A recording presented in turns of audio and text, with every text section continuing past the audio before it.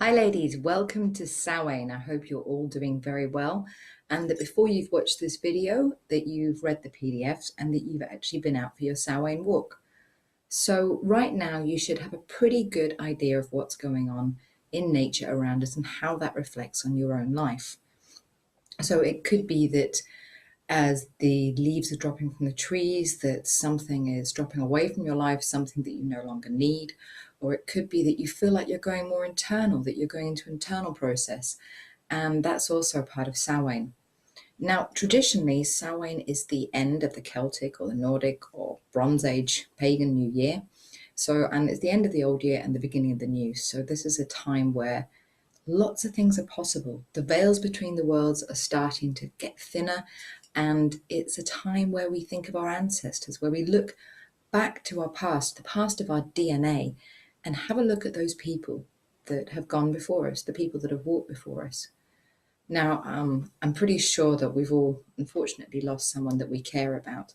However, death for me is not the final journey, and not the final part of the journey anyway. It's a part of a new journey and one that we'll eventually join them on. But these people we've really cared about, these people that have passed on, are people that have given gifts to us. We may have from our family gifts in our blood, in our DNA, in the makeup we are. We may have gifts that are something we've learned from being around these people. And it's this time of year that we remember them. So I want to share with you a memory of my granny, who I have a picture of over here. In fact, I'll get that to show you. So this is my granny. Her name was Jeannie Mary Cross, and she was born in 1912, so the same year the Titanic went down, and she died a couple of years ago. So she was something like 103 when she died. Now, my granny has been a huge influence in my life, and she's inspired me in so many ways. She's one of my personal heroes. She's given me a love for travel. She was always traveling around the world, and she traveled around the world when she was alone, after my grandfather died, long before I was born. And she wasn't afraid to go out and to travel. And that's what I do. I travel around the world, and now I'm living in a foreign country. She also did that. But she was also somebody who stood up for herself and stood up for other people. I remember her telling me about when she was in Portugal, how she thought it was ridiculous that the wives weren't allowed out on their own. And she was trying to encourage them to stand up for herself, or for themselves, sorry. She was also a really practical lady. And I've kind of got that from her.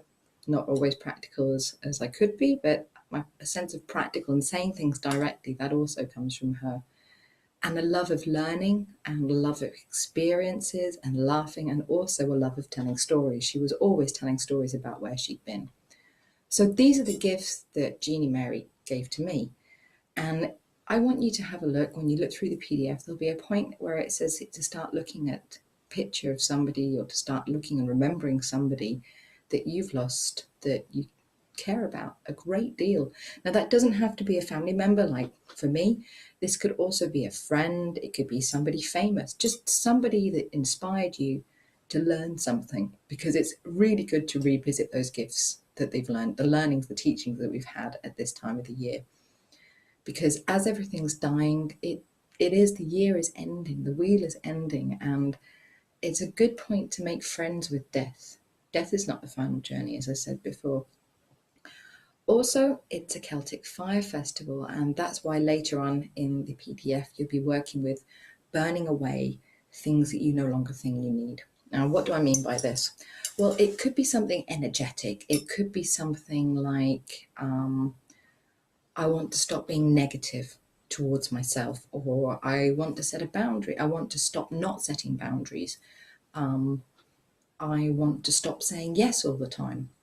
Or it could be something really practical, like at the moment I smoke again, and I want to give that up. So I've set my stop date for the 1st of November, Tuesday, and I'm going to burn that away on Samhain night. I'm going to write that down, burn that away, and just let that go out into the ether. You don't need to imagine it doing anything. It's just trickling away. You no longer need this thing.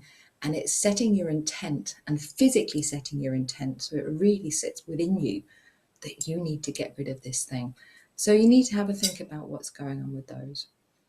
And also, Samhain is a time of rebirth because the new year is coming. So this is also an exciting time. It's also, as I said before, a time of starting to hibernate and being cozy and going internally. And we're going to do that later during our journey. We're going to go into our internal world. We're going to go deep down into a safe space, our cave, which is sort of the root of spiritual journeying. And we're going to start to develop a relationship with the spiritual world. Now, there are 3 videos for the journey.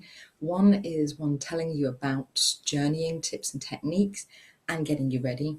The second 2 videos are parts of the journey, so you need to leave them running on. They're on YouTube, so they're on a playlist, and you just need to leave them running on. So you need to make sure you've got a strong internet connection and that you're not going to be disturbed, because you really do not want to break in the middle of the journey from one world to the other world. You need to be in that experience. So I hope you have a lovely Samhain and that you enjoy the first workshop. You can leave comments in the Facebook page and let me know how you're getting on. Have a wonderful Samhain and a wonderful journey.